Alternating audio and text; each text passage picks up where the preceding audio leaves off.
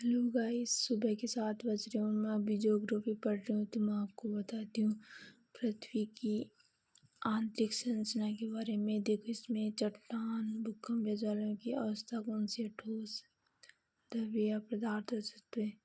संरचना क्या है? परतें।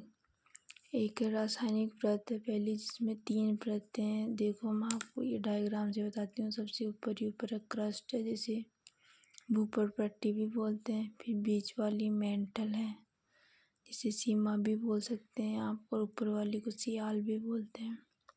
और नीचे वाली क्रोड है, जिसे आंतरिक परत भी बोलते हैं पृथ्वी की।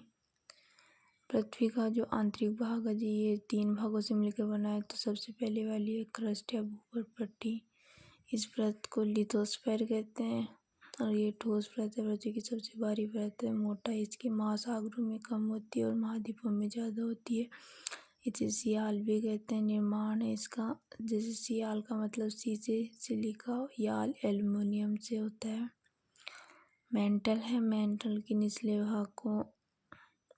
भाग में, मेंटल बीच वाले भाग में, इसका निर्माण सिलिका और मैग्नीशियम से होता है। तो सीमा, इसलिए इसको सीमा बोलते हैं। इसे पायरोस्फीयर भी कहते हैं और मेंटल को वाइट ऑफ द अर्थ भी कहा जाता है।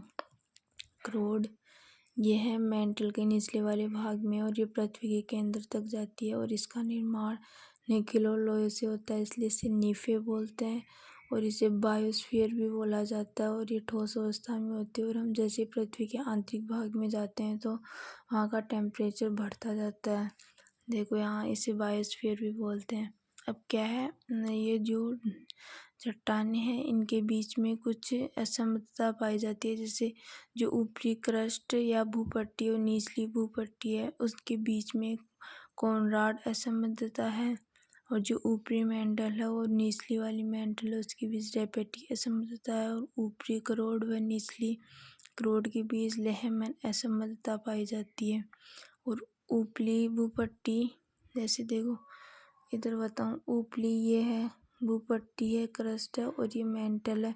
इन दोनों के बीच कौन सी है? मोह असंबद्धता है। और ये मेंटल है और ये क्रोड है, इन दोनों के बीच गुटेनबर्ग असंबद्धता पाई जाती है। तो ये टॉपिक कंप्लीट हुआ पृथ्वी की आंतरिक संरचना वाला, इनर स्ट्रक्चर वाला। Thank you guys.